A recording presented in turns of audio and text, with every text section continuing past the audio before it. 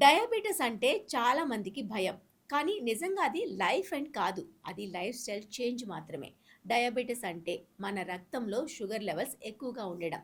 ఇది కంట్రోల్ చేయకపోతే heart, kidney, కళ్ళపై ప్రభావం చూపుతుంది. కానీ మంచి విషయం ఏమిటి అంటే సరైన జీవనశైలి ఉంటే దీన్ని కంట్రోల్ చేయడం చాలా సులభం. డయాబెటిస్ ఉన్న వాళ్ళకు ఆహారం చాలా కీలకమైన పాత్ర పోషిస్తుంది. సరైన ఆహారం తీసుకుంటే రక్తంలో షుగర్ స్థాయిలను సులభంగా నియంత్రించవచ్చు. అందుకే ప్రతిరోజు మనం ఏమి తింటున్నామో కాస్త జాగ్రత్తగా ఆలోచించాలి. మొదటిగా మన ఆహారంలో పండ్లు, కూరగాయలు మరియు హోల్ గ్రెయిన్ ఫుడ్స్ ఎక్కువగా ఉండాలి.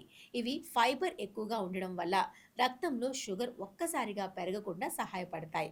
ఉదాహరణకు బ్రౌన్ రైస్, గోధుమ రొట్టెలు, ఓట్స్ వంటి వాటిని మనం ఆహారంలో చేర్చుకోవచ్చు. అలాగే ప్రోటీన్ కూడా చాలా ముఖ్యమైనది.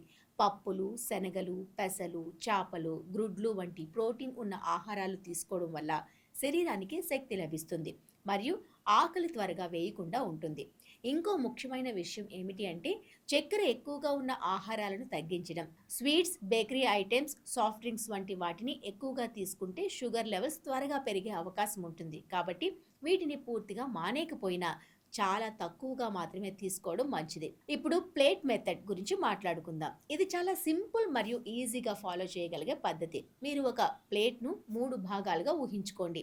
అందులో సగం భాగం అంటే 50% కూరగాయలతో నింపాలి.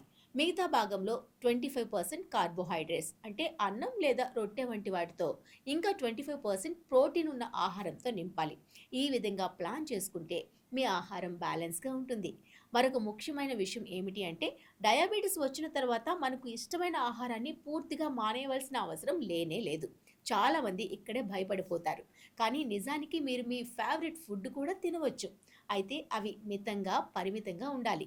అంటే కంట్రోల్‌లో తింటే సరిపోతుంది. మొత్తానికి సరైన ఆహారం అంటే కేవలం తక్కువ తినడం కాదు, తెలివిగా మరియు సమతుల్యంగా తినడం.